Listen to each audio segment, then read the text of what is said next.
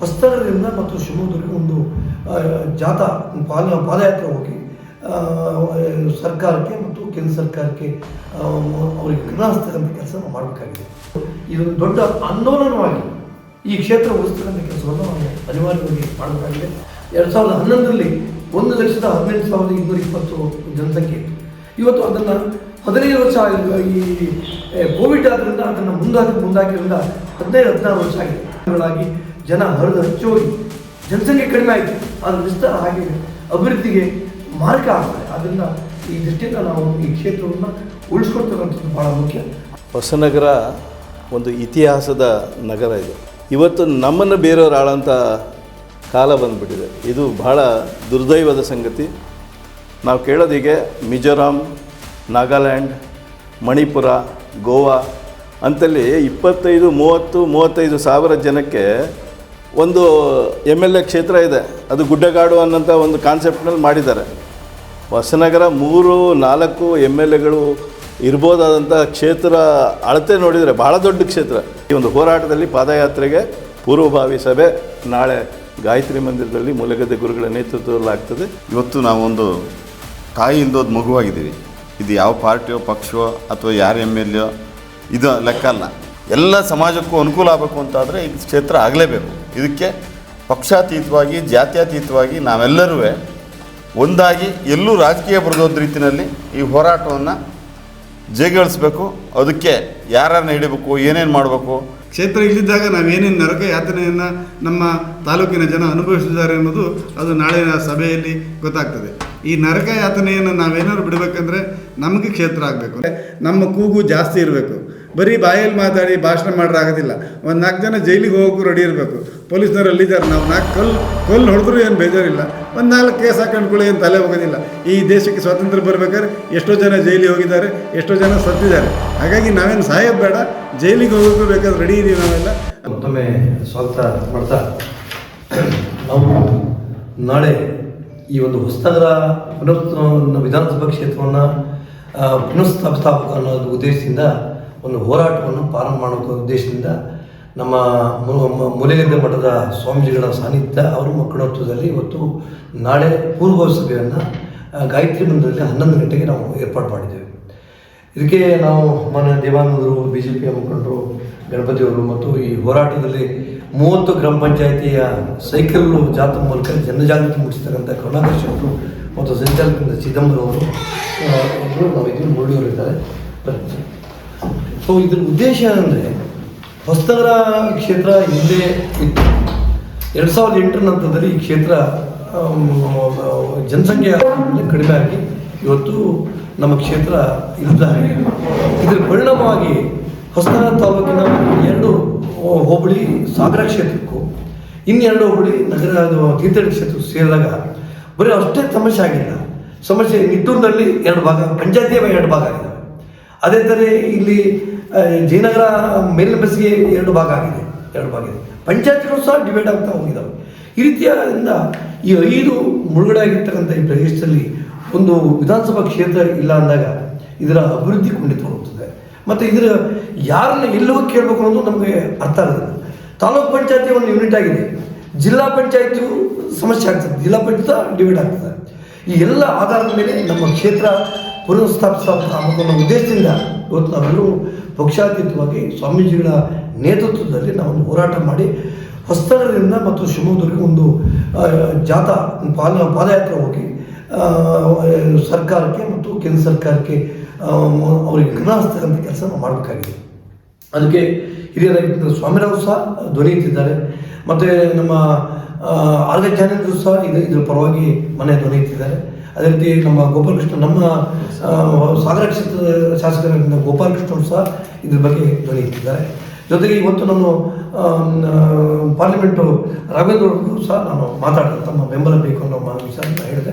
ಇಲ್ಲ, ಭಾಳ ಒಳ್ಳೆ ಕೆಲಸ ನೀವು ಮಾಡ್ತದ್ದು, ನನ್ನ ಬೆಂಬಲನೂ ಸಹ ಇದೆ ಅನ್ನೋ ಮಾತನ್ನು ಪಾರ್ಲಿಮೆಂಟ್ ಸದಸ್ಯರಾಗಿದ್ದ ರಾಘವೇಂದ್ರ ಸಹ ಅವ್ರು ಸೂಚನೆ ಮಾಡ್ತಾರೆ. ಮತ್ತು ಕಿಮ್ಮನೆಯವ್ರಿಗೆ ಅವರು ನಾಳೆ ಬರ್ತಾರೆ. ನಾಳೆ ಅವರಿಗೆ ಒಂದು ಬಗೆ ಅಂತ ಹೇಳಿದೆ. ನಾಳೆ ನಮ್ಮ ಮೇಲೆ ಗೋಪಾಲಕೃಷ್ಣ ಅವರು ಬರ್ತಾರೆ. ನಾನು ಜ್ಞಾನೇಂದ್ರವರಿಗೆ ಪ್ರಯತ್ನ ಮಾಡ್ತೀನಿ, ಇಲ್ಲಿ ದೇವಾನಂದ ಇದ್ದಾರೆ, ಅವ್ರ ಮೂಲಕ ಮಾತಾಡ್ತಾರೆ. ಒಟ್ಟಾರೆ ಎಲ್ಲ ಪಕ್ಷಾತೀತವಾಗಿ, ಜಾತ್ಯತೀತವಾಗಿ ಮತ್ತು ಎಲ್ಲ ಧರ್ಮಗುರುಗಳು, ಇವತ್ತು ರಾಘವೇಂದ್ರ ಸ್ವಾಮೀಜಿಯವರು ಮತ್ತು ಹುಂಚ ಮಠದ ಸ್ವಾಮೀಜಿಯವರು, ಅದೇ ರೀತಿ ಸಾರಂಜೋಟ ನಮ್ಮ ಗುರುಗಳು, ಮತ್ತು ನಮ್ಮ ಇಲ್ಲಿ ನೆಟ್ಟೂರು ನಮ್ಮ ಈಡಿಗ ಸಂಘದ ಮಠದ ಸ್ವಾಮೀಜಿಗಳು, ಮತ್ತು ಮುರುಘಾ ಮಠದ ಸ್ವಾಮೀಜಿಗಳು ಸಹ ರಿಕ್ವೆಸ್ಟ್ ಮಾಡ್ಕೊತೀವಿ. ಈ ರೀತಿಯ ಎಲ್ಲ ಧರ್ಮಗುರುಗಳು ಮತ್ತು ಎಲ್ಲ ಮಸೀದಿ, ಜೈನ ಮಸೀದಿ ಅವರೆಲ್ಲರನ್ನೂ ಚರ್ಚು ಇವರೆಲ್ಲರನ್ನೂ ಸಹಕಾರ ತಗೊಂಡು ಇದೊಂದು ದೊಡ್ಡ ಆಂದೋಲನವಾಗಿ ಈ ಕ್ಷೇತ್ರ ಉಳಿಸ್ತಕ್ಕಂಥ ಕೆಲಸವನ್ನು ನಾವು ಅನಿವಾರ್ಯವಾಗಿ ಮಾಡಬೇಕಾಗಿದೆ. ಇದರ ಮೂಲಕ ಈ ಕ್ಷೇತ್ರ ಮತ್ತೆ ಪುನರ್ನಿರ್ಮಾಣ ಆಗಬೇಕಾಗಿದೆ. ಹೊಸ್ತರ ಇವತ್ತು ಮುಳುಗಡೆ ಆಗಿರ್ತಕ್ಕಂಥ ಪ್ರದೇಶ ವಿಸ್ತಾರದಲ್ಲಿ ಬಹಳ ದೊಡ್ಡದಿದೆ, ಜನಸಂಖ್ಯೆ ಕಡಿಮೆ ಇದೆ. ಇವತ್ತು ಒರಿಸ್ಸಾ ಬೇರೆ ಬೇರೆ ರಾಜ್ಯಗಳೆಲ್ಲ ಬರೀ 20,000 ಜನ, ಗೋವಾದಲ್ಲಿ 15,000 ಜನ, 10,000 ಜನರಿಗೆಲ್ಲ ಮೇಲೆ ಶಾಸಕರಿದ್ದಾರೆ. ಆ ರೀತಿಯ ಮಾದರಿಯಲ್ಲಿ ನಮ್ಮ ಹೊಸ್ತರ ಕ್ಷೇತ್ರ ಮಾಡಬೇಕು. ಆ ನಿಟ್ಟಲ್ಲಿ ನಾವೊಂದು ಸಭೆ ಮಾಡಿದ್ವಿ, ಡಿಜಿಟಲ್ ಮಾಡಿದ್ವಿ. 2011ರಲ್ಲಿ 1,18,220 ಜನಸಂಖ್ಯೆ ಇತ್ತು. ಇವತ್ತು ಅದನ್ನು 15 ವರ್ಷ ಈ ಕೋವಿಡ್ ಆದ್ದರಿಂದ ಅದನ್ನು ಮುಂದಾಕಿರಿಂದ 15-16 ವರ್ಷ ಆಗಿದೆ. ಈಗ 20% ಏರಿಕೆ ಆದರೂ 1,41,000 ಆಗ್ತದೆ. ಅಂದರೆ 1,50,000 ಲಕ್ಷವರೆಗೂ ಹೋಗ್ತದೆ. ನಾವು 1,50,000 ಲಕ್ಷಕ್ಕೆ ಒಂದು ಕಾನ್ಸ್ಟಿಟ್ಯೂನ್ಸಿ ಮಾಡಿಕೊಳ್ಳೋಕ್ಕೆ ಸಾಧ್ಯತೆ. ಅದರಲ್ಲಿ ನಗರ ಹೋಬಳಿ, ಹೊಸತಾರೆ ಕಸಬಾ ಹೋಬಳಿ, ಮತ್ತು ಹುಂಚ ಮತ್ತು ರಿಪ್ಪನ್ಪೇಟೆ ಕೆರೆಗೆ ಹೋಬಳಿ, ಈ 4 ಹೋಬಳಿ ಒಳಗೊಂಡಂತೆ ನಮ್ಮ ಕಾನ್ಸ್ಟಿಟ್ಯೂನ್ಸಿ ಹೊಸನಗರ ವಿಧಾನಸಭಾ ಕ್ಷೇತ್ರ ಆಗಬೇಕು ಅನ್ನೋ ದೃಷ್ಟಿಯಿಂದ ನಾವೆಲ್ಲರೂ ಒಟ್ಟಾಗಿ ಹೋರಾಟ ಮಾಡ್ತಕ್ಕಂಥ ಅನಿವಾರ್ಯ ಆಗಿದೆ. ಈ ನಿಟ್ಟಿನಲ್ಲಿ ನಾಳೆ ನಮ್ಮ ಗಾಯತ್ರಿ ಮಂದಿರದಲ್ಲಿ ಎಲ್ಲ ಪ್ರಜ್ಞಾವಂತರು, ಎಲ್ಲ ಬಾರ್ ಅಸೋಸಿಯೇಷನು, ನಮ್ಮ ವಿವಿಧ ಪಕ್ಷದ ಮುಖಂಡರುಗಳು ಎಲ್ಲರೂ ಬಂದು ತಮ್ಮ ಸಲಹೆ ಸಹಕಾರವನ್ನು ಕೊಡ್ತಕ್ಕಂಥ ಕೆಲಸ ಮಾಡಬೇಕು ಅನ್ನೋ ಮನವಿಗಾಗಿ ನಾವೆಲ್ಲರೂ ಒಟ್ಟಾಗಿ ಇವತ್ತು ಒಂದು ಪತ್ರಿಕಾಗೋಷ್ಠಿಯನ್ನು ಮಾಡ್ತೇವೆ. ಅದರಿಂದ ಎಲ್ಲ ಮುಖಂಡರುಗಳಿಗೆ ನಾವೀಗಾಗಲೇ ಫೋನ್ ಮೂಲಕ ಮಾತಾಡ್ತೀವಿ. ಸ್ವಾಮಿರವರು ಸಹ ನಾಳೆ ಇಲ್ಲಿಗೆ ಈ ಒಂದು ಸಲಹೆ ಕೊಡ್ಲಿಕ್ಕೆ ಬರ್ತಾರೆ, ಗೋಪಾಲಕೃಷ್ಣ ಬರ್ತಾರೆ, ಜ್ಞಾನೇಂದ್ರವರು ಬರ್ತಾರೆ, ಕಿಮ್ಮನಕಾಕರು ಬರ್ತಾರೆ, ವಿವಿಧ ಮುಖಂಡರುಗಳು ಸಹ ಬರ್ತಾರೆ. ಕೆಲವರಿಗೆ ನಮಗೆ ಊರಲ್ಲಿಲ್ಲ, ನಮ್ಮ ಬೆಂಬಲ ಇದೆ ಅನ್ನೋ ಮಾತನ್ನು ಹೇಳಿದ್ದಾರೆ. ಅದನ್ನು ದಯವಿಟ್ಟು ನಮ್ಮ ಪತ್ರಿಕಾ ಮಾಧ್ಯಮಗಳು ಇದನ್ನು ಭಾಳ ತಮ್ಮೆಲ್ಲರಿಗೂ ಗೊತ್ತಿದೆ. ಈ ಕ್ಷೇತ್ರ 5 ಡ್ಯಾಮ್ಗಳಾಗಿ ಜನ ಹರಿದು ಹಚ್ಚೋಗಿ ಜನಸಂಖ್ಯೆ ಕಡಿಮೆ ಆಯಿತು, ಅದರ ವಿಸ್ತಾರ ಆಗಿದೆ, ಅಭಿವೃದ್ಧಿಗೆ ಮಾರ್ಗ ಆಗ್ತದೆ. ಆದ್ದರಿಂದ ಈ ದೃಷ್ಟಿಯಿಂದ ನಾವು ಈ ಕ್ಷೇತ್ರವನ್ನು ಉಳಿಸ್ಕೊಳ್ತಕ್ಕಂಥದ್ದು ಭಾಳ ಮುಖ್ಯ. ಆ ನಿಟ್ಟಲ್ಲಿ ಯಾವುದೇ ಪ್ರಶ್ನೆ ಇಲ್ಲ. ನಾವೆಲ್ಲ ಒಟ್ಟಾಗಿ ಈ ಪಾದಯಾತ್ರೆ ನಮ್ಮ ಪ್ರಕಾರ ಒಂದು 5 ದಿವಸ ಆಗ್ಬೋದು ಅನ್ನೋದು ನಮ್ಮ ನಿರೀಕ್ಷೆ ಇರ್ತಕ್ಕಂಥದ್ದು. ನಾಳೆ ಅದನ್ನು ಚರ್ಚೆ ಮಾಡಿ ಯಾವ ದಿನಾಂಕ, ಎಷ್ಟು ದಿವಸ ಎಲ್ಲವೂ ನಾಳೆ ಚರ್ಚೆ ಮಾಡಿ ಅದನ್ನು ಫೈನಲ್ ಮಾಡ್ತಕ್ಕಂಥ ಕೆಲಸವನ್ನು ನಾವೆಲ್ಲ ಮುಖಂಡರುಗಳು ಸೇರಿ ಸ್ವಾಮೀಜಿಗಳ ಸಾನ್ನಿಧ್ಯದಲ್ಲಿ ಮತ್ತು ಅವರ ನೇತೃತ್ವದಲ್ಲಿ ಮಾಡ್ತೇವೆ. ಸ್ವಾಮೀಜಿಯವರು ಬೆಳಿಗ್ಗೆ 11 ಗಂಟೆಗೆ ಇಲ್ಲಿಗೆ ಹಾಜರಾಗ್ತಾರೆ. ನಮ್ಮ ಹೊಸನಗರದ ಸಮಸ್ತ ನಮ್ಮ ನಾಗರಿಕರು ಬಂದು ಸಹಕಾರ ಕೊಟ್ಟು ಸಲಹೆಗಳನ್ನು ಕೊಟ್ಟು ಯಾವ ರೀತಿ ನಾವು ಈ ಕಾರ್ಯರೂಪ ಮಾಡಬೇಕು ಅನ್ನೋದನ್ನು ಸಲಹೆ ಕೊಡಬೇಕು ಅನ್ನೋ ಮನವಿಯನ್ನು ಮಾಡಬೇಕು ಅಂತ ಹೇಳ್ಕೊಂಡು ನಾವು ಪತ್ರಿಕಾಗೋಷ್ಠಿಯನ್ನು ಮಾಡ್ತಾಯಿದ್ದೀವಿ. ವಂದನೆಗಳು. ನಮ್ಮ ಈ ಒಂದು ಪತ್ರಿಕಾಗೋಷ್ಠಿಯಲ್ಲಿರುವಂಥ ಕಲ್ಗೋಡು ರತ್ನಾಕರ್ ಅವರೇ, ಕರುಣಾಕರ್ ಶೆಟ್ಟರೆ, ಗಣಪತಿಯವರೇ, ಮುರಳಿಯವರೇ, ನಮ್ಮ ಅನುಷ್ಠಾನ ಸಮಿತಿಯ ಅಧ್ಯಕ್ಷರೇ, ನನ್ನ ಆತ್ಮೀಯ ಪತ್ರಕರ್ತ ಮಿತ್ರರೇ ಮತ್ತು ಆತ್ಮೀಯ ಬಂಧುಗಳೇ, ಹೊಸನಗರ ಒಂದು ಇತಿಹಾಸದ ನಗರ. ಇದು ಕೆಳದಿಯ ಶಿವಪ್ಪನಾಯಕ ಆಳದಂತಹ ಒಂದು ತಾಲೂಕಿದು. ಇವತ್ತು ನಮ್ಮನ್ನು ಬೇರೆಯವರು ಆಳಂಥ ಕಾಲ ಬಂದುಬಿಟ್ಟಿದೆ. ಇದು ಬಹಳ ದುರ್ದೈವದ ಸಂಗತಿ. ಇತಿಹಾಸದಲ್ಲಿ ಸಮಾಜಕ್ಕೆ, ರಾಜ್ಯಕ್ಕೆ ತನ್ನದೇ ಆದಂಥ ಕೊಡುಗೆಯನ್ನು ಕೊಟ್ಟು ಅನೇಕ ಡ್ಯಾಮ್ಗಳನ್ನು, ಅದರ ರಾಜ್ಯಕ್ಕೆ ಬೆಳಕು ಕೊಡೋ ದೃಷ್ಟಿಯಲ್ಲಿ ಡ್ಯಾಮ್ಗಳನ್ನು ಕಟ್ಟೋದ್ರ ಮೂಲಕ ಇಲ್ಲಿ ಹೊಸನಗರ ಮುಳುಗಡೆ ಆಯಿತು. ಪರಿಣಾಮ ಇಲ್ಲಿಯ ಜನ ಅನೇಕರು ವಲಸೆ ಹೋದರು. ಅದು ಇವತ್ತು ತೀರ್ಥಹಳ್ಳಿ, ಭದ್ರಾವತಿ, ಶಿವಮೊಗ್ಗ ಗ್ರಾಮಾಂತರ, ಸಾಗರ ರೂರಲ್ ಎಲ್ಲಿ ಹೋದರೂ ಕೂಡ ಹೊಸನಗರ ಮೂಲ ನಿವಾಸಿಗಳನ್ನು ನಾವು ಕಾಣ್ಬೋದು. ಅದು ಈ ಯೋಜನೆಯಿಂದಾಗಿ ಜನ ಕಡಿಮೆ ಆಯಿತೋ ಅಥವಾ ಜನ ಹಾಗೆ ಕಡಿಮೆ ಆದರೆ ಯೋಜನೆ ಮೂಲಕ ಇಲ್ಲಿ ಕಡಿಮೆ ಆಗಿರೋದು ಎಲ್ಲರಿಗೂ ಕಣ್ಣಿಗೆ ಕಾಣುವಂಥ ಸತ್ಯ ಇದು. ನಾವು ಕೇಳೋದೀಗೆ ಮಿಜೋರಾಂ, ನಾಗಾಲ್ಯಾಂಡ್, ಮಣಿಪುರ, ಗೋವಾ ಅಂತಲ್ಲಿ 25-30-35 ಸಾವಿರ ಜನಕ್ಕೆ ಒಂದು MLA ಕ್ಷೇತ್ರ ಇದೆ. ಅದು ಗುಡ್ಡಗಾಡು ಅನ್ನೋಂಥ ಒಂದು ಕಾನ್ಸೆಪ್ಟ್ನಲ್ಲಿ ಮಾಡಿದ್ದಾರೆ. ಹೊಸನಗರ 3-4 MLAಗಳು ಇರ್ಬೋದಾದಂಥ ಕ್ಷೇತ್ರ ಅಳತೆ ನೋಡಿದರೆ ಭಾಳ ದೊಡ್ಡ ಕ್ಷೇತ್ರ. ಇಲ್ಲಿ ಹೊಸನಗರದಲ್ಲೇ ಲೋಕಲ್ MLA ಆದರೆ ಕ್ಷೇತ್ರನ ಮೇಂಟೈನ್ ಮಾಡೋದು ಕಷ್ಟ ಇದೆ. ಅದರಲ್ಲಿ ಹೊರಗಡೆ ತೀರ್ಥಹಳ್ಳಿಯವರ, ಸಾಗರದವರು ಬಂದರೆ ಪ್ರಾಮಾಣಿಕವಾಗಿ ಅದು ಯಾರೇ ಆಗ್ಬೋದು, ನ್ಯಾಯ ಕೊಡಲಿಕ್ಕೆ ಕಷ್ಟ ಆಗುತ್ತೆ. ಹೊಸನಗರಕ್ಕೆ ನ್ಯಾಯ ಸಿಗ್ತಾಯಿಲ್ಲ, ದುರಂತ ಆಗಿದೆ. ನಮ್ಮನ್ನು ಬೇರೆಯವರು ಆಳ್ತಾರೆ ಅನ್ನೋದಕ್ಕಿಂತ ನಮ್ಮನ್ನು ಆಳುವ ಶಕ್ತಿ ಮತ್ತು ವಾತಾವರಣ ವಿಸ್ತೀರ್ಣ ಎಲ್ಲವೂ ಜಾಸ್ತಿ ಇರೋದ್ರಿಂದ ಇಲ್ಲಿಯ ಕ್ಷೇತ್ರಕ್ಕೆ ಒಂದು ಪ್ರತ್ಯೇಕವಾದಂಥ ಕ್ಷೇತ್ರ ಆಗಬೇಕು. ಆ ದಿಕ್ಕಿನಲ್ಲಿ ನಮ್ಮ ಕರುಣಾಕರ್ ಶೆಟ್ಟರವರು ಒಂದು ಒಳ್ಳೆಯ ಹೋರಾಟವನ್ನು ಸೈಕಲ್ ಜಾಥವನ್ನು ಮಾಡಿ ಒಂದು ಸ್ಫೂರ್ತಿಯನ್ನು ತಂದಿದ್ದಾರೆ. ಇವತ್ತು ಮೂಲೆಗದ್ದೆ ಗುರುಗಳ ನೇತೃತ್ವದಲ್ಲಿ ಎಲ್ಲ ಸಮುದಾಯದ ಮುಖಂಡರು, ಎಲ್ಲ ಮಠಮಾನ್ಯದ ಗುರುಗಳು ಮತ್ತು ಸಾರ್ವಜನಿಕ ಬಂಧುಗಳು, ವಿವಿಧ ಸಮುದಾಯದ ನಾಯಕರು ಎಲ್ಲರೂ ಕೂಡ ಇದರಲ್ಲಿ ಭಾಗವಹಿಸಬೇಕು. ಆ ದೃಷ್ಟಿಕೋನದಲ್ಲಿ ಎಲ್ಲರೂ ಕೂಡ ನಮ್ಮ ಎಲ್ಲ ಪಕ್ಷದ ಮುಖಂಡರುಗಳು ಅದರ ಬಗ್ಗೆ ಕ್ರಿಯಾಶೀಲವಾಗಿ ಕೆಲಸ ಮಾಡ್ತಾಯಿದ್ದಾರೆ. ಯಾರು ಮುಂದೆ ಆಗ್ತಾರೆ ಅನ್ನೋದು ಮುಖ್ಯ ಅಲ್ಲ, ಕ್ಷೇತ್ರ ಆಗೋದು ಬಹಳ ಮುಖ್ಯ. ಆ ಕ್ಷೇತ್ರ ಆದರೆ ಹೊಸನಗರಕ್ಕೆ ಒಂದು ಶಕ್ತಿ ಬರುತ್ತೆ. ಇಲ್ಲಾಂದರೆ ನಾವೊಂಥರ, ನಾನು ಕಳೆದ ಸರಿನೂ ಹೇಳಿದೆ, ಸಿಗ್ದೋರ್ ಚೆಂಡು ಅಂತ, ನಮ್ಗೆ ಇತ್ಲಾಗೆ ಆ ಕಡೆ ಸಾಗರ, ಇತ್ಲಾಗೆ ತೀರ್ಥಹಳ್ಳಿಯವರಿಗೆ ನಾವು ಓಲೈಸುವಂಥ ರಾಜಕಾರಣ ಆಗುತ್ತೆ.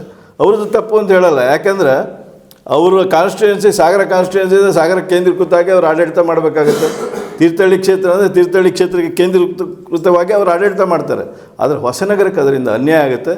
ಸರ್ಕಾರ ಬೇರೆ ಬೇರೆ ಏನು ಗುಡ್ಡಗಾಡು ಪ್ರದೇಶಗಳು ತಗೊಂಡಂಥ ಏನು ಕಾನೂನು ಅಡಿಯಲ್ಲೇ ಹೊಸನಗರವನ್ನು ಕೂಡ ಜನಸಂಖ್ಯೆ ಆಧಾರದ ಮೇಲೆ ಅಗತ್ಯ ಇಲ್ಲ. ಇಲ್ಲಿ ಆ ಒಂದು ಗುಡ್ಡಗಾಡು ಪ್ರದೇಶದ ಆಧಾರದ ಮೇಲೆ ಮಿಜೋರಾಂ, ನಾಗಾಲ್ಯಾಂಡ್, ಮಣಿಪುರದಲ್ಲಿ ಏನು ಕಾನೂನಲ್ಲಿ ಒಂದು ಅಮೆಂಡ್ಮೆಂಟ್ ಮಾಡ್ಕೊಂಡಿದ್ದಾರೆ, ಅದೇ ರೀತಿಯಲ್ಲಿ ಕರ್ನಾಟಕದಲ್ಲಿ ನಮ್ಮ ಹೊಸನಗರ ಅದಕ್ಕೆ ಅದೇ ಥರದಲ್ಲಿ ಇರುವಂಥ ಬೇರೆ ತಾಲೂಕಿದ್ರೆ ಅವನ್ನೂ ಕೂಡ ಕನ್ಸಿಡರ್ ಮಾಡಬೇಕು ಅನ್ನೋಂಥ ಆಗ್ರಹವನ್ನು ಮಾಡ್ತಾಯಿದ್ದೇವೆ. ಈ ಒಂದು ಹೋರಾಟದಲ್ಲಿ ಪಾದಯಾತ್ರೆಗೆ ಪೂರ್ವಭಾವಿ ಸಭೆ ನಾಳೆ ಗಾಯತ್ರಿ ಮಂದಿರದಲ್ಲಿ ಮೂಲೆಗದ್ದೆ ಗುರುಗಳ ನೇತೃತ್ವದಲ್ಲಿ ಆಗ್ತದೆ. ಮತ್ತು ಉಳಿದ ಎಲ್ಲ ಗುರುಗಳನ್ನು ಕೂಡ ಈ ಒಂದು ಕಾರ್ಯಕ್ರಮದ ನೇತೃತ್ವ ಆ ಗುರುಗಳದ್ದೇ. ಅದು ಎಲ್ಲ ಗುರುಗಳನ್ನು ನಾವು ಇದರಲ್ಲಿ ಇನ್ವಾಲ್ವ್ಮೆಂಟ್ ಮಾಡೋರಿದ್ದೀವಿ. ಎಲ್ಲ ಪಾದ್ರಿಗಳಿರ್ಬೋದು, ಮುಲ್ಲಾಗಳಿರ್ಬೋದು, ಬೇರೆ ಬೇರೆ ನಮ್ಮ ಜೈನ ಮಠದ ಗುರುಗಳಿರ್ಬೋದು, ಎಲ್ಲರನ್ನೂ ಕೂಡ ತಗೊಂಡು ಹೋಗುವಂಥ ಕೆಲಸವನ್ನು ಎಲ್ಲರೂ ಸೇರಿ ಮಾಡ್ತೇವೆ. ಇದು ಪಕ್ಷಾತೀತವಾದಂಥ ಹೋರಾಟ.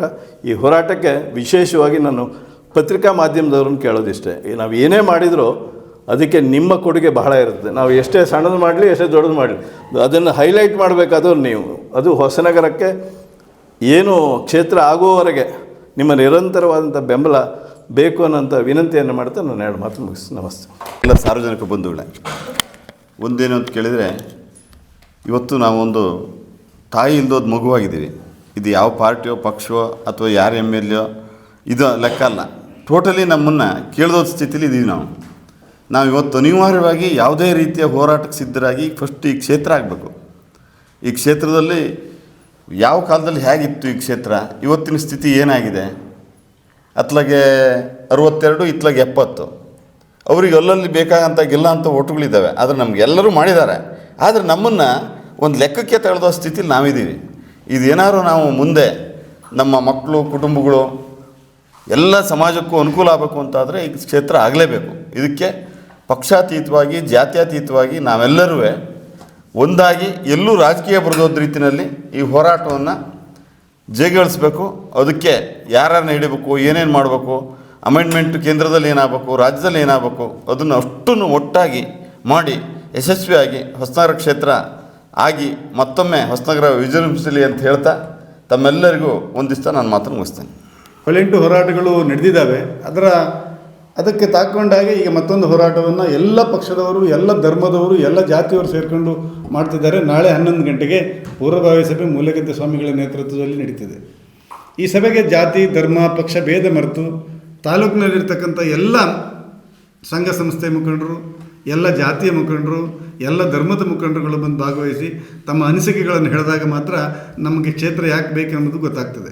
ಕ್ಷೇತ್ರ ಇಲ್ಲಿದ್ದಾಗ ನಾವೇನೇನು ನರಕ ಯಾತನೆಯನ್ನು ನಮ್ಮ ತಾಲೂಕಿನ ಜನ ಅನುಭವಿಸಿದ್ದಾರೆ ಅನ್ನೋದು ಅದು ನಾಳಿನ ಸಭೆಯಲ್ಲಿ ಗೊತ್ತಾಗ್ತದೆ. ಈ ನರಕ ಯಾತನೆಯನ್ನು ನಾವೇನಾದ್ರು ಬಿಡಬೇಕಂದ್ರೆ ನಮಗೆ ಕ್ಷೇತ್ರ ಆಗಬೇಕು. ನನಗೆ ಉದಾಹರಣೆಗೆ ನಾನು ಈ 30 ಗ್ರಾಮ ಪಂಚಾಯತಿಗೆ ಸೈಕಲ್ನಲ್ಲಿ ಹೋಗ್ತಿರ್ತಕ್ಕಂಥ ಸಂದರ್ಭದಲ್ಲಿ ನಾವು ಬರ್ತೀವಿ ಅಂತ ಹೇಳಿರ್ತಕ್ಕಂಥ ಪ್ರತಿ ಗ್ರಾಮ ಪಂಚಾಯತಿ ಮೂಲೆಗಳಲ್ಲಿ ಸೈಕಲನ್ನು ಅಡ್ಡ ಹಾಕ್ಕೊಂಡು ನೀವು ಒಳ್ಳೆ ಕೆಲಸ ಅಂತ ಹೇಳಿ ಬೆನ್ತಟ್ಟಿದವರು ಸಾವಿರಾರು ಜನ ಇದ್ದಾರೆ. ಆ ಸಾವಿರಾರು ಜನರ ಪ್ರೀತಿ ವಿಶ್ವಾಸಗಳು ನಾಳೆಯ ಸಭೆಯಲ್ಲೂ ಬರಬೇಕು.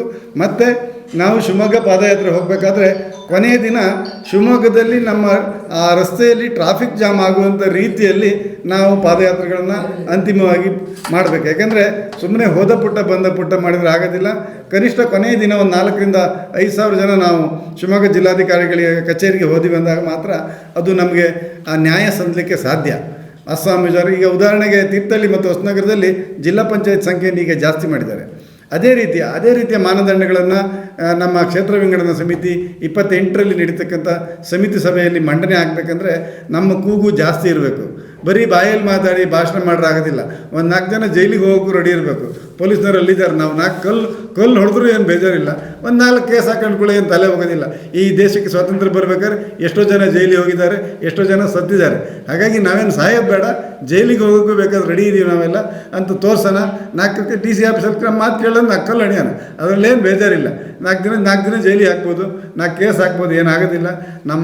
ನಮ್ಮ ಹೋರಾಟ ಇದೇ ರೀತಿ ಮುಂದುವರಿಬೇಕು. ಅದಕ್ಕೆ 95 ವರ್ಷದ ಸ್ವಾಮಿ ರಾಯರಂಥವರೇ ನಾನು ನಡೀತೀನಿ ಅಂತ ಬಂದಾಗ ನಾವು ಈ ಹುಡುಗರೆಲ್ಲ ನಾವು ಹೆಚ್ಚು ಕಡಿಮೆ ಬಂದಿಲ್ಲ ಅಂದರೆ ಅವ್ರು ಸುಸೈಡ್ ಮಾಡ್ಕೊಳ್ಳೋದೇ ಒಳ್ಳೆಯದು ಏನೋ ಅನಿಸುತ್ತೆ. ಯಾಕೆಂದರೆ ನಮ್ಮ ಹೋರಾಟವನ್ನು ನಮ್ಮ ದೇಶದಲ್ಲಿ, ನಮ್ಮ ತಾಲೂಕಲ್ಲಿ, ನಮ್ಮ ಕ್ಷೇತ್ರದಲ್ಲಿ ನಾವು ಇದೀವಂತ ಹೋರಾಟದ ಮುಖಾಂತರನೇ ತೋರಿಸ್ಬೇಕು. ಬಿಟ್ಟರೆ ಇವತ್ತು ಬೇರೆ ವಿಚಾರದಲ್ಲಿ ತೋರಿಸ್ಲಿಕ್ಕೆ ಆಗೋದಿಲ್ಲ. ಎಲ್ಲರೂ ಬನ್ನಿ, ಎಲ್ಲರೂ ಪಾಲ್ಗೊಳ್ಳಿ ಅಂತ ಹೇಳಲಿಕ್ಕೆ ಬಯಸ್ತೇನೆ. ನಮಸ್ಕಾರ. ಮ್ಯಾಪಲ್ಲಿ ನಿಮಗೆ ಈ ಥರದ ಮ್ಯಾಪ್ ಕಳಿಸ್ಕೊಟ್ಟಿರಲಿಲ್ಲ?